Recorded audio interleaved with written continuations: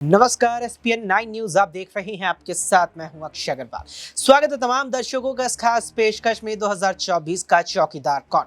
2024 के आम चुनावों के लिए एनडीए गठबंधन का हिस्सा रामविलास लोजपा और यहां पर उसके प्रमुख चिराग पासवान को आज बड़ा झटका लगा जब उनकी पार्टी के 22 नेताओं ने अपनी पार्टी यानी उनकी रामविलास लोजपा से इस्तीफा दे दिया, जिसका प्रमुख कारण निकल के सामने ये आया कि जो 5 लोकसभा सीटें चिराग पासवान के खाते में एनडीए गठबंधन के तहत भारतीय जनता पार्टी से आई है, बीजेपी ने जो 5 सीटें उन्हें दी हैं, वहां पर जो उम्मीदवार चिराग पासवान ने उतारे हैं उन पर वे असहमत थे और साथ ही उन 22 नेताओं में वे भी थे जो खुद को उन यहां चुनिंदा सीटों से प्रत्याशी मानकर बैठे थे। अब जो लोग खुद को प्रत्याशी मानकर संभावित प्रत्याशी मानकर बैठे थे और उन्हें टिकट नहीं दिया, उन्होंने यहां पार्टी से ही अपना पलड़ा झाड़ लिया और अब यहां पर इंडिया गठबंधन में शामिल हो सकते हैं। इंडिया गठबंधन में यहां कांग्रेस का भी दामन थाम सकते हैं और यहां आरजेडी का भी रुख कर सकते हैं।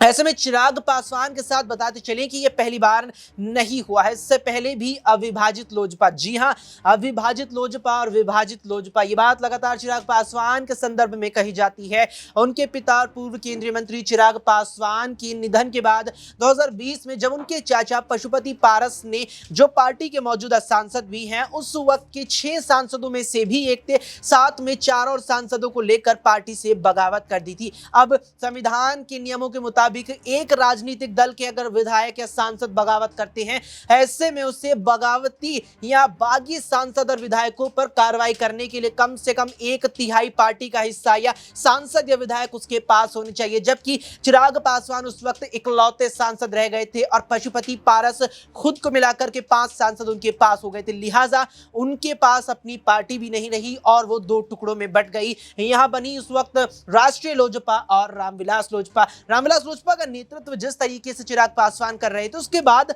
लगातार उनको लेकर यह सवाल रहा कि क्या आगे भी उनकी पार्टी में इस तरह की टूट देखने को मिलेगी, क्या आगे भविष्य में इस टूट को चिराग पासवान रोक पाएंगे, और वो चीज आखिरकार हो ही गई। ऐसे में तमाम सवाल हैं जो इस पूरे सियासी संग्राम पर उठ रहे हैं और सभी सवालों के जवाब न्यूज़ रूम में अपने सभी सहयोगियों से लेंगे। सबसे पहले नाज़मीन हमारी सहयोगी है यहाँ पर, नाज़मीन से जानेंगे कि नाज़मीन, शुरुआत से बात कही जाती रही है कि चिराग पासवान जब चाचा ने बगावत की, पार्टी तोड़ दी थी, क्या गारंटी है यहाँ पर कि चिराग अपनी पार्टी को आगे भी बना रख पाएंगे? ये बात लगातार कही गई और फिर आखिरकार टूट हो गई। 22 विधायक, 22 नेता गए हैं और उसमें वो लोग भी शामिल हैं जो खुद को उन 5 सीटों पर उम्मीदवार मानकर चल रहे थे।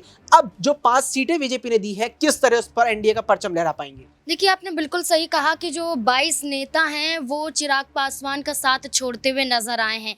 चिराग पासवान पर ये गंभीर आरोप लगाए गए हैं कि पैसे के बदले वो टिकट देते हुए नजर आ रहे हैं, जिसमें रेणु कुशवाहा की बात करें, वो गंभीर आरोप लगाती हुई नजर आती हैं, पूर्व सांसद हैं।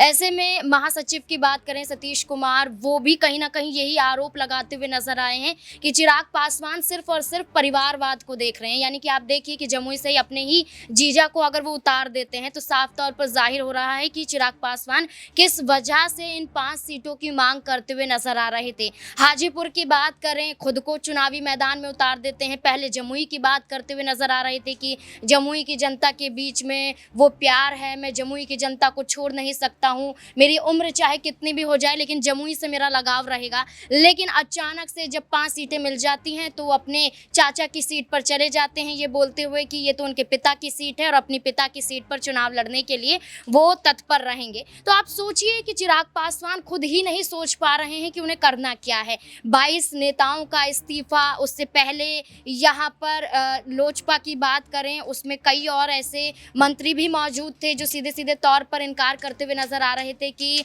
पशुपति पारस को धोखा चिराग पासवान ने दिया है। खुद पशुपति पारस की बात करें, वो ये कहते हुए नजर आ रहे थे कि चिराग पासवान जानबूझकर हाजीपुर की सीट के लिए दावा करते हुए नजर आ रहे ताकि पशुपति पारस चुनाव ना लड़ सके। तो ये सारा समीकरण बनाया गया कि चिराग पासवान खुद आसानी से चुनाव जीत सकें और इन 5 सीटों पर दोबारा से काबिज हो पाए, क्योंकि पिछले चुनावों की बात करें जिस दौरान यहाँ पर 6 सीटें जीतते हुए नजर आए थे और उसके बाद यहाँ पर 5 सांसद किस तरीके से पशुपति पारस के पास चले जाते हैं, तो वो गलती इस बार नहीं करना चाहते हैं, इसलिए उन्होंने पहले पशुपति पारस को हटाया, फिर उस सीट पर चुनाव लड़े। लेकिन 22 22 नेताओं के छोड़ने के बाद साबित हो रहा है कि मजबूत नहीं बल्कि टूटने के कगार पर लोजपा पहुंच रही है। बिल्कुल, एक बार फिर से रामविलास लोजपा भी अब टूटने की कगार पर पहुंच गई है। एक वक्त लोजपा में यहाँ बड़ी टूट हुई थी, बड़ी पार्टी में फूट पड़ी थी। अविभाजित लोजपा उस वक्त तो कहलाती थी, यहाँ पर ये लोक जनशक्ति पार्टी थी, लेकिन अब रामविलास लोक जनशक्ति पार्टी है, रामविलास पासवान के बेटे की पार्टी है,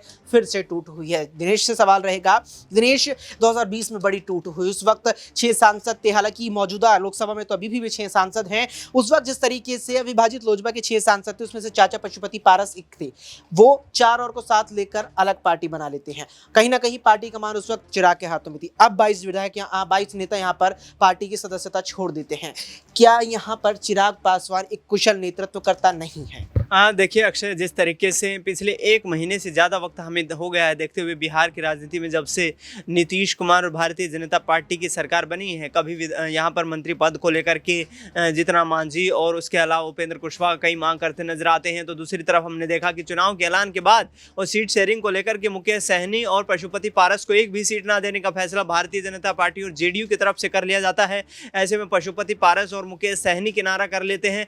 अब जिस तरीके की घटनाएं सामने आई है कि 20 से 22 जो वर्तमान में जो सक्रिय नेता हैं जो है चिराग पासवान की पार्टी के, वे पार्टी को छोड़ने का यहाँ पर फैसला कर चुके हैं। तो ऐसे में कहीं ना कहीं 5 सीटें दे देना यहाँ पर और जिस तरीके से सहयोगी दलों का यहाँ पर साथ छोड़ देना कहीं ना कहीं चिराग पासवान के लिए एक बड़ा झटका हो सकता है। और जमुई जो उनका गृह क्षेत्र था, वहाँ से जिस तरीके से जो है अर्चना श्रीवास्तव को मैदान में उतारा गया है यहाँ पर आरजेडी की तरफ से, और वो साफ तौर पर ये कहती नजर आ रही हैं कि यदि तेजस्वी यादव यहाँ पर, माफ कीजिए, चिराग पासवान ने मेरे लिए काम किया है, बिहार के लोगों के लिए काम किया है, जमुई के लोगों के लिए काम किया है, तो फिर से चुनाव क्यों नहीं लड़ रहे, डर करके सेफ सीट हाजीपुर सीट पर क्यों जा रहे हैं। और हाजीपुर सीट का जो मामला है वो भी कांटे का मुकाबला होने वाला है, और वहाँ पर भी कहीं ना कहीं चिराग पासवान और पशुपति पारस के बीच आमने सामने की टक्कर देखने को मिल सकती है।